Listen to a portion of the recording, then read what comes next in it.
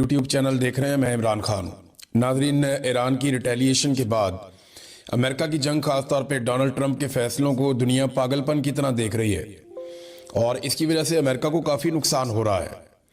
Iran ने एक myth तोड़ दी है।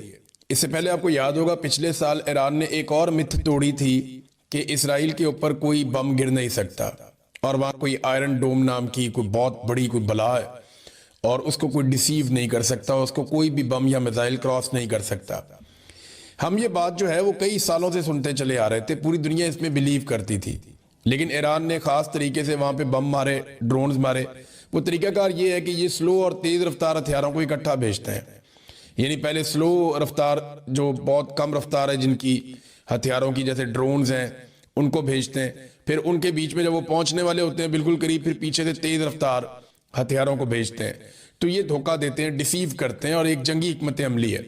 तो पहली मर्तबा हमने देखा कि आयरन डोम को क्रॉस करके इसराइली शहरों में बम गिर रहे थे। तो ये एक मिथ टूट गई थी।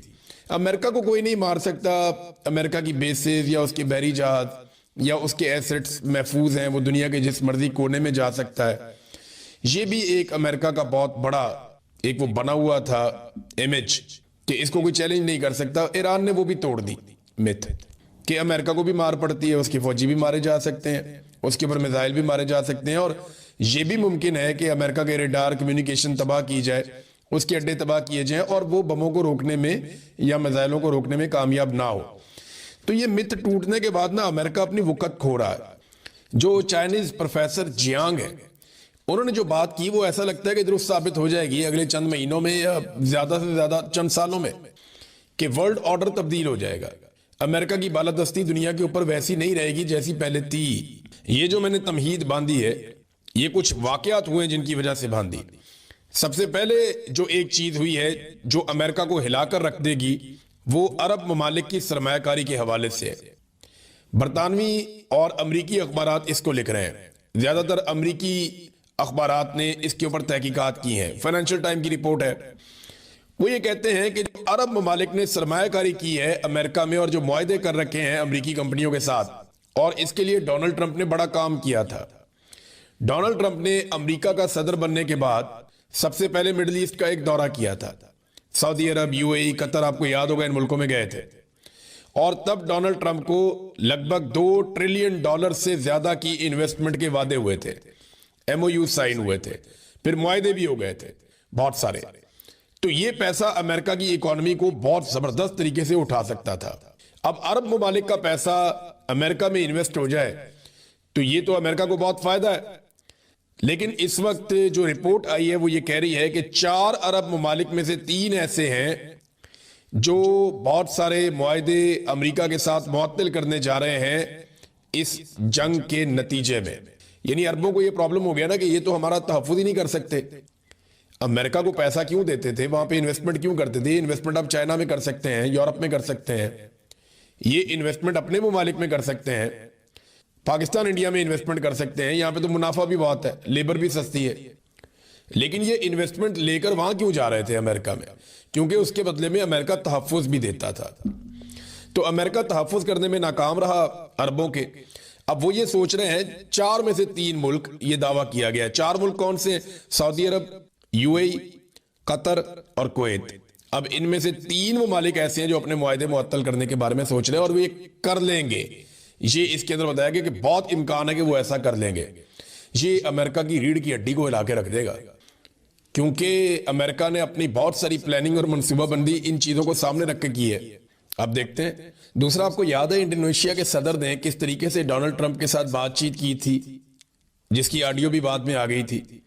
यानी शहबाज शरीफ के बाद अगर किसी आदमी ने सबसे ज्यादा नंबर कमाए हैं और कमाल किस्म की डोनाल्ड ट्रंप की बूट पॉलिश की है तो वो इंडोनेशिया के सदर ने की है। अब वो इंडोनेशिया भी आंखें दिखाना शुरू हो गया है और जो स्टेटमेंट आया इंडोनेशिया के वजीर खारजा की जानिब से, वो स्टेटमेंट सुनने वाला है। मैं आपको बताता हूं, उन्होंने डोनाल्ड ट्रंप को धोखेबाज ही करार दे दिया है। यानी ट्रंप ने जनवरी 2026 में बोर्ड ऑफ पीस बनाया जिसका मकसद गजा में अमन कायम करना था। इंडोनेशिया इसमें शामिल हुआ, फौजी भेजने का वादा किया और तजारती रियायतें भी दी। लेकिन मार्च 2026 में अमेरिका और इसराइल ने खुद ईरान पर हमला कर दिया, जिससे पूरे इलाके में जंग भड़क उठी। اس پر انڈونیشیا کے وزیر خارجہ نے بورڈ آف پیس کی تمام بات چیت معطل کر دی اور صدر پرابوو نے کہا کہ اگر یہ بورڈ فلسطینیوں کے لیے فائدہ مند ثابت نہ ہوا تو انڈونیشیا اس سے نکل جائے گا۔ انڈونیشیا کا کہنا ہے کہ جو پلیٹ فارم امن کے نام پر بنا تھا اسی کے بانی نے نئی جنگ چھیڑ دی ہے، یعنی دھوکہ ہوا ہے۔ اب آپ اندازہ کریں کہ انڈونیشیا جو تھوڑا عرصہ پہلے تک ان کا صدر جو ہے وہ ٹکا کے جوتے پالش کر رہا تھا، اب وہ کھڑا ہو گیا، اور یہ جرت اس کو کیسے آئی؟ وہ ایران سے آئی۔ اس نے دیکھا کہ ایران کٹ رہے ہیں امریکہ نو، ہم ان کو کیا سمجھتے تھے، یہ کیا نکل آئے، اور اس کے بعد انہوں نے یہ بھی دیکھ لیا کہ مڈل ایسٹ کے لوگ بھی ان کے خلاف ہو رہے ہیں، وہ بھی یہ سوچ رہے ہیں کہ ہمارے تحفظ میں ناکام رہے۔ تو ڈونلڈ ٹرمپ کے لیے بہت کچھ لوز ہوتا ہوا دکھائی دے رہا ہے، امریکہ کے لیے بھی، جبکہ پاکستانیوں کو ابھی تک ہوش نہیں آئی۔ پاکستانیوں کا پرابلم یہ نہیں ہے نا، پاکستانی جو گورنمنٹ ہے اس کا پرابلم کوئی فورن پالیسی یا یہ چیزیں نہیں ہے، وہ تو کوئی بھی حکومت ہوگی چلا ہی لے گی۔ اصل پرابلم ان کا یہ ہے کہ پاکستان کے اندر جو وہ گند مار رہے ہیں نا، وہ اصل ان کا مسئلہ ہے، جو انسانی حقوق کی پامالیاں ہو رہی ہیں، عدلیہ کو یرغمال کر دیا ہے، میڈیا کو کنٹرول کر دیا ہے، سوشل میڈیا ایکٹیوسٹ جو ہیں وہ گرفتار کیے جا رہے ہیں۔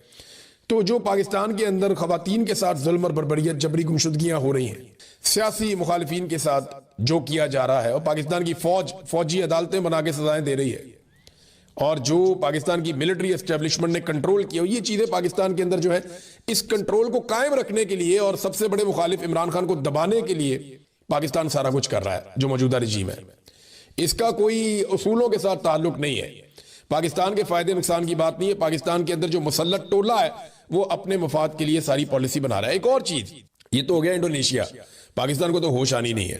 امریکہ اور اسرائیل نے مسلمان ملکوں کو لڑانے کی بھی ایک کوشش کی، اس میں بھی ناکام ہو گئے، یعنی سعودی عرب نے خود ایران کے حق میں سٹیٹمنٹ دے دیا، یو اے ای نے بھی کہہ دیا کہ ہم اپنی سرزمین اب استعمال نہیں کرنے دیں گے ایران کے خلاف۔ یہ بڑی خوشائند بات ہے۔ جن ممالک کو، یعنی ترکی کو، آذربائیجان کو، عراق کو، یو اے ای کو، قطر کو، سعودی عرب کو، ان تمام ممالک کو ملا کر ایران سے لڑانے کی کوشش کی گئی، لیکن کامیابی نہیں ہوئی، نہ امریکہ کو نہ اسرائیل کو۔ ہاں، صرف پاکستان اور افغانستان کو لڑانے میں امریکہ کامیاب ہوا، اور وہ بھی پاکستان کے حکمران کیوں لڑتے ہیں وہ آپ جانتے ہیں اچھی طرح۔ پیوٹن نے ایک سٹیٹمنٹ دیا ڈونلڈ ٹرمپ کے بارے میں اور امریکہ کے بارے میں، اور دیکھیں حالات ایسے پیدا ہو گئے ہیں کہ امریکہ اکیلا ہوتا چلا جا رہا ہے۔ میں بتاتا ہوں کیسے۔ پیوٹن نے کہا کہ امریکہ نے کس خوشی میں عراق، شام اور لیبیا پر حملہ کیا؟ سیکورٹی کونسل کی پابندیاں امریکہ پر کیوں لاگو نہیں ہوئیں؟ امریکہ کے لیے بین الاقوامی قانون یہی ہے کہ وہ جو چاہے کر سکتا ہے، اس نے بس فیصلہ کیا اور جنگ کر دی۔ امریکہ جو چاہے کرتا ہے اور کسی سے جواب دہ نہیں ہوتا، یہ پیوٹن نے کہا۔ دیکھیں نا، دنیا کا کوئی بھی ملک جیسی جنگ کرتا ہے جی پابندیاں، یہ ہتھیار بنائے پابندیاں، یہ والا ویپن کیوں لے آئے پابندیاں، یہاں پہ آپ کیوں آگے پابندیاں۔ امریکہ پہ کبھی کوئی پابندی لگی ہے؟ وہ صرف پابندیاں لگاتا ہے، اس کے اوپر پابندی نہیں لگتی، جو مرضی کرتا رہے۔ وہ ایک ملک کا صدر ہی اٹھا کے لے گئے بیچ میں سے، کوئی پابندی نہیں، کسی نے پوچھا ہی نہیں۔ ایک ملک کے اندر جینوسائیڈ کر رہے ہیں۔ ایران میں 200 اہداف کو نشانہ بنایا پچھلے 24-48 گھنٹوں کے اندر، 36 گھنٹوں میں لگ بھگ 200 اہداف، اور سیویلینز کا قتل عام کیا ہے۔ 200 تو صرف بچے شہید ہو گئے اب تک کی اطلاع کے مطابق ایران میں، اور یہ جینوسائیڈ ہے، یعنی نسل کشی کر رہے ہیں ایرانیوں کی، جیسا غزہ کے اندر کیا گیا اسرائیل کی جانب سے۔ تو یہ پیوٹن نے نشاندہی کی ہے۔ اچھا، اس میں نا اقوام متحدہ کے سیکرٹری جنرل انٹونیو گوتریس کا ایک سٹیٹمنٹ آیا، اور انہوں نے کہا جی پچھلی کئی دہائیوں میں ایٹمی حملے کا اتنا خطرہ نہیں تھا، یا ایٹمی ہتھیاروں کے استعمال کا اتنا خطرہ نہیں تھا جتنا خطرہ اب ہے۔ یہ سٹیٹمنٹ بہت اہم ہے۔ دیکھیں، ایران کیا ایٹمی دھماکہ کر سکتا ہے؟ میں ایٹمی حملے کی بات نہیں کر رہا، ایٹمی تجربے یعنی ایٹمی دھماکے کی بات کر رہا ہوں۔ تو بالکل اب ایران کے پاس پورا جواز موجود ہے۔ لیکن اگر ایران نے بار بار کے حملوں سے اور لڑائی سے بچنا ہے تو انہیں ایک ایسا ہتھیار اب چاہیے ہوگا جس سے اسرائیل کی بولتی بند ہو جائے۔ یعنی اگر ایران کے پاس ایٹم بم ہو تو اسرائیل کبھی بھی اس کے ساتھ جھگڑا نہیں کرے گا، پٹاخہ بھی نہیں چلائے گا۔ وہ یہی سوچے گا کہ یہ تو ان کو مارنے کی عادت ہے ایرانیوں کو، یہ تو مارتے ہیں آگے سے، یہ نورا کشتی تو نہیں کرتے، نہ یہ انتظار کرتے ہیں، نہ یہ لحاظ کرتے ہیں، تو یہ ایٹم بم مار دیں گے۔ لہذا جس دن ایران کے پاس ایٹم بم آ گیا، اسرائیل کی طرف سے اس کو خیر ہو جائے گی، اور امریکنز بھی پھر آہستہ آہستہ پیچھے ہٹ جائے گی، کیونکہ پھر انہیں صرف کچھ میزائل چاہیے ہوں گے، جیسے شمالی کوریا کے پاس ہے۔ شمالی کوریا کو کوئی نہیں چھیڑتا، جو مرضی کرے۔ انہوں نے انسانی حقوق کی پامالیوں کی تاریخ رقم کر دی اپنے ملک کے اندر۔ شمالی کوریا کو ایک جیل بنا کے رکھ دیا، اس ملک سے باہر کوئی نہیں جا سکتا۔ وہاں پہ ایک آدمی کوئی حکومت کے خلاف کوئی چیز کرے تو پورا کا پورا خاندان اٹھاتے ہیں وہ۔ عجیب قسم کا ملک ہے وہ، لیکن کوئی پوچھ نہیں سکتا، بات ہی نہیں کر سکتا، کیونکہ ایٹم بم ہے، میزائل ہے۔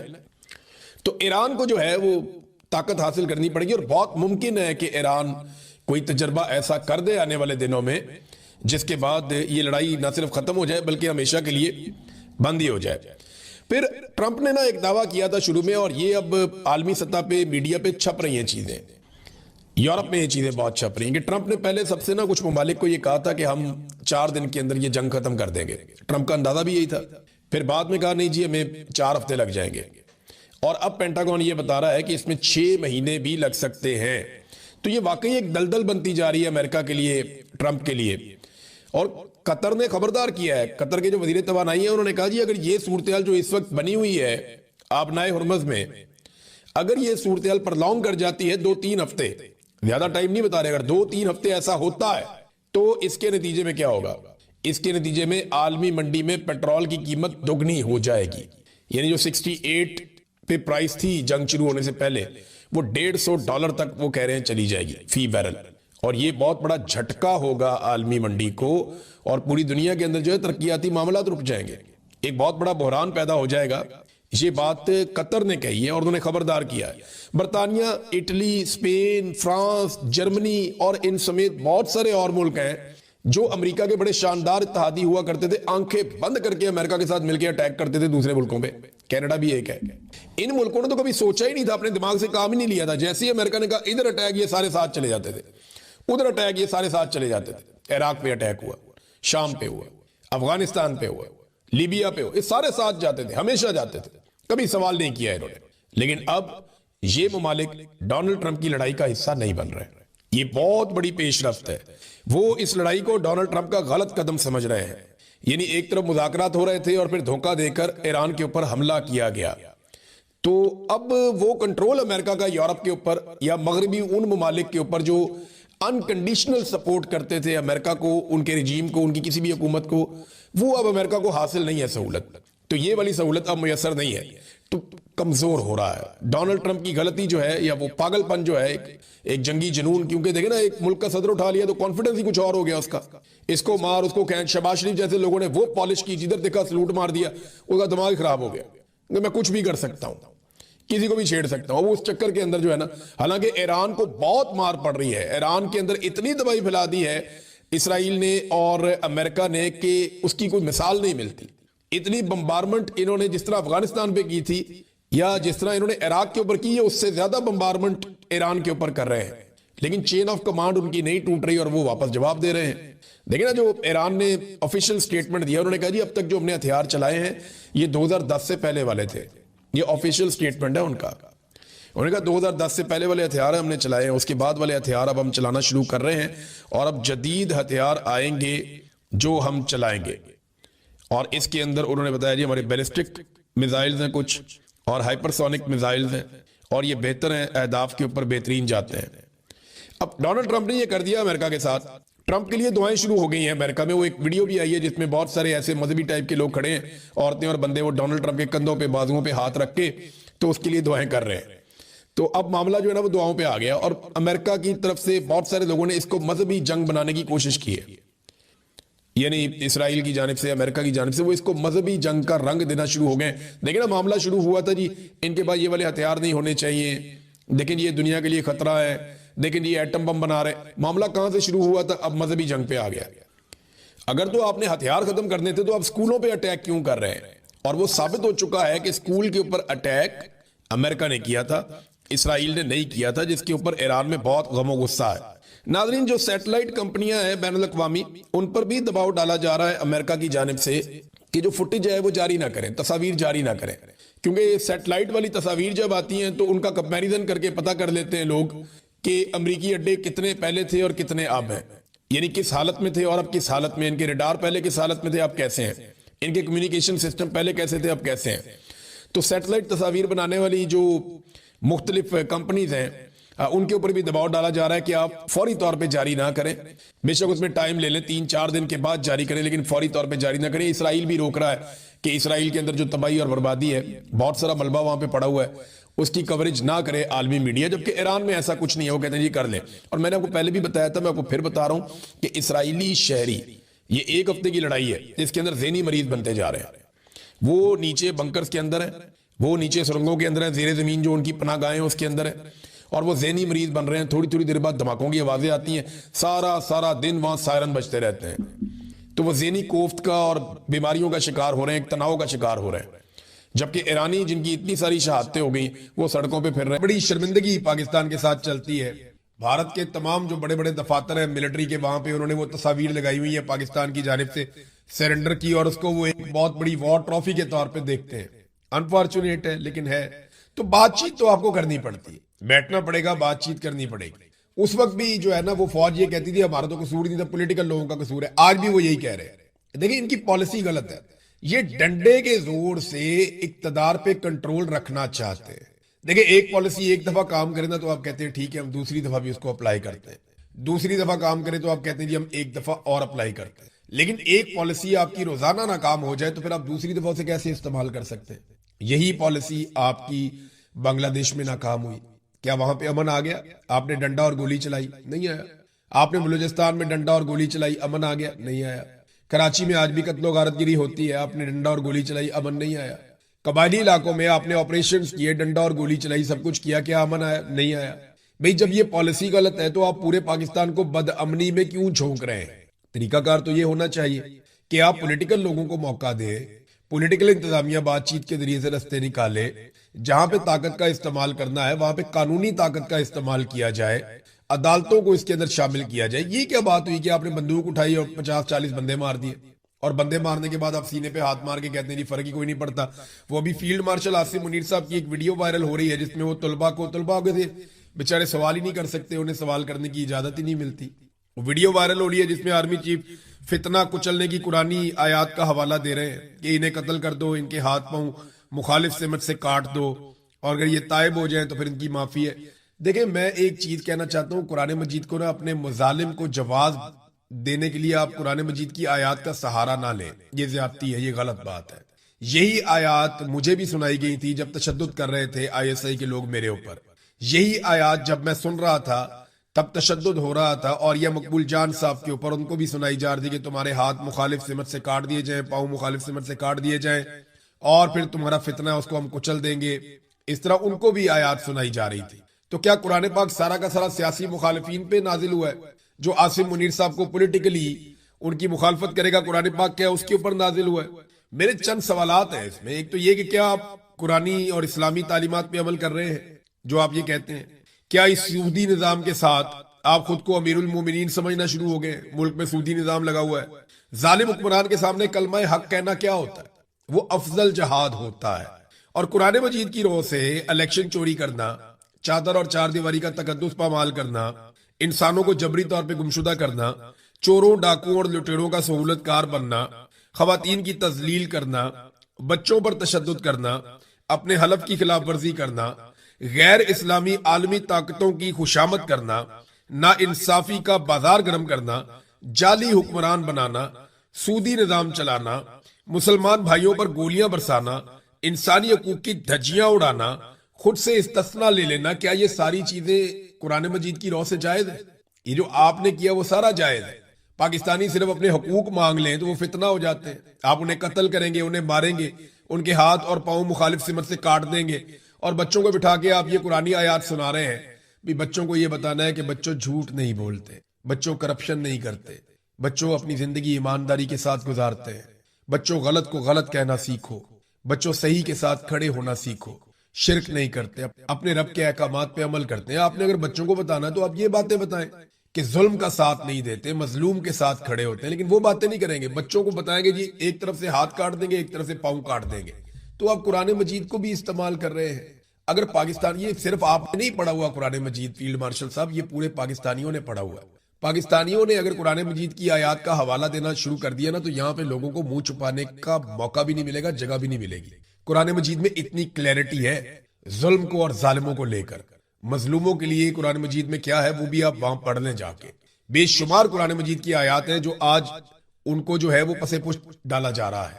فضل الرحمان خود کہتے ہیں کہ جی قرآن مجید کے خلاف جو ہے وہ یہاں پہ قانون سازیاں ہو رہی ہیں۔ آپ کا اپنا قریبی مولوی ہے نا، بہت تعلق والا ہے آپ کا، اسی لیے اس کے اوپر ابھی تک آپ نے مقدمہ بھی درج نہیں کیا، اور فضل الرحمان کو آپ نے موقع بھی دیا ہوا ہے کہ چڑھ کے رہو، ہیرو بن جاؤ، ہمیں گالیاں دو.